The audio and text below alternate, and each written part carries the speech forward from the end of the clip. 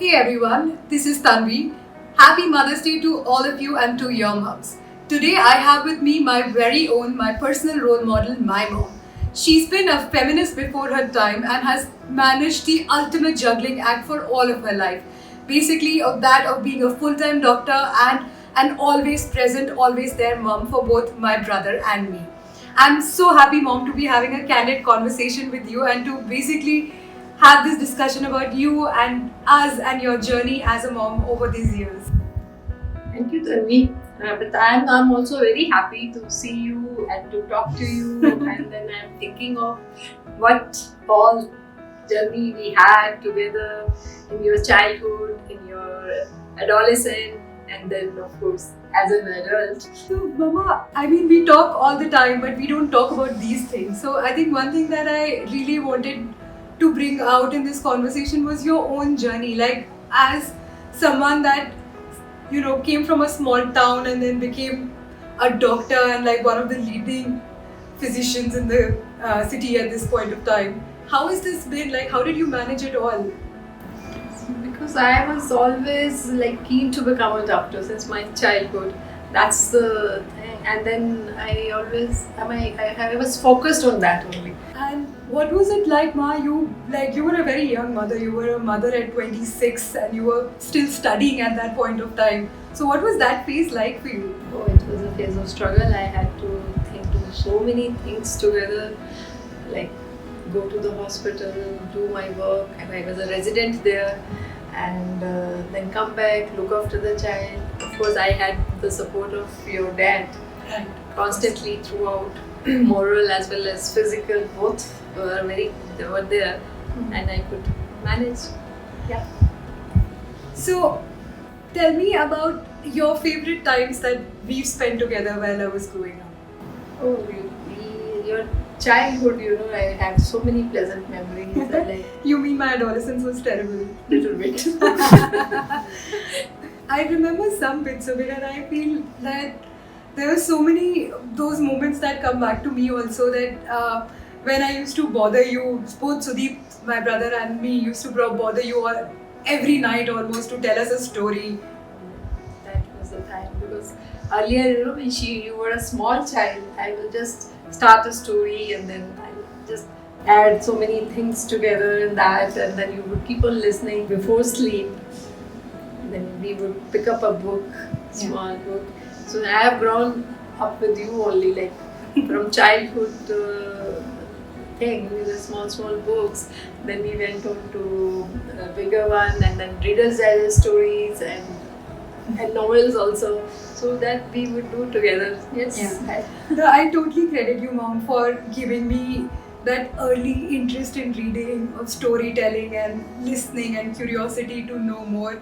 I remember those days, those nights so well. Mama, what was the time that I really troubled you? And I mean, it's me, so there have been quite a few moments there, I'm sure, as well. Right. You were a little rebellious when you went to the college. No, I know. I think I remember both you and Dad, and mostly you being like really worried about like my phone calls all through the night and not wanting to stay home, always wanting to be out and everything. But I hope that turned out okay, right? That was just a phase. That was a phase. Yes, we were worried at that time, but then we knew it that you will not cross your boundaries. That was the main thing. And that's what you did. Of course, ultimately, you turned out to be such a fine adult now. Thank you.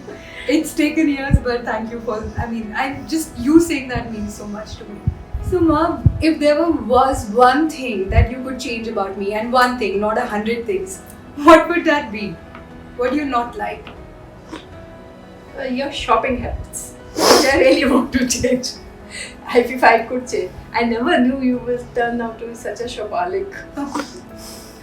I can't say I get that from my mom. Mom, if there was one life lesson that you basically learned through your, rigorous years of parenting and would want me to basically impart advice that I would give to my future unborn children, what would that be? Yes, you should take out some time. Like you should be selfless, loving them, and give them time whenever needed.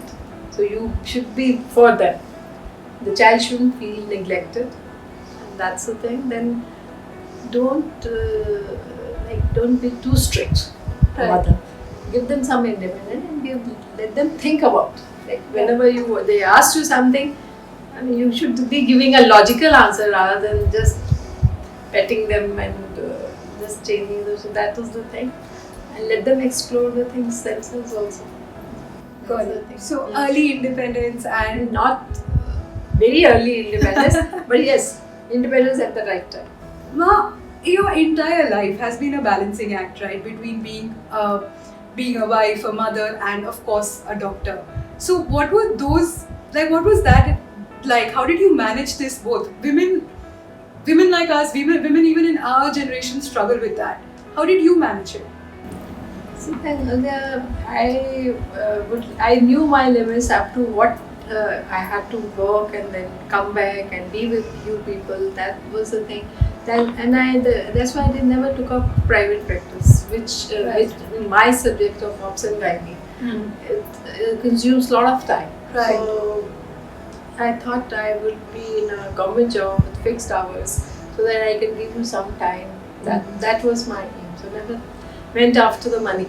So it was, and now I'm happy also. So because the professional satisfaction which I'm getting in this job, looking after those those people, the lower socioeconomic status, and giving them the services, I'm really happy. You've been such a role model. Your more than your words, your actions have been so path defining for me, Mom, because all of my life I always saw that this is possible. This is a reality. Sorry, possible would make it seem like a little distant, but I always thought this is a reality because my mom does it. She goes to work 6 days a week, but then manages to be there at every PTA meeting, hearing words from teachers about me all the time, and just be there for all of our big and small occasions. I never felt that there was a lack of time, that we were that we were not anything but your first priority. You were always there for us, but at the same time you were also on calls, you were going to the hospital at every time, and that I think really taught me that women can have it all, that this balancing act, and the fact that mom made us self-reliant so early that we would she empowered us to be able to do a lot of things that like other kids, a lot of my friends at that age were not able to do. I really thank her for that, like for giving me my work ethic, for giving me a sense of freedom, independence, and for teaching me that ambitions, whether you're a woman or a man, are important and one must go after them. Thank you, ma'am. Thank you, Rita.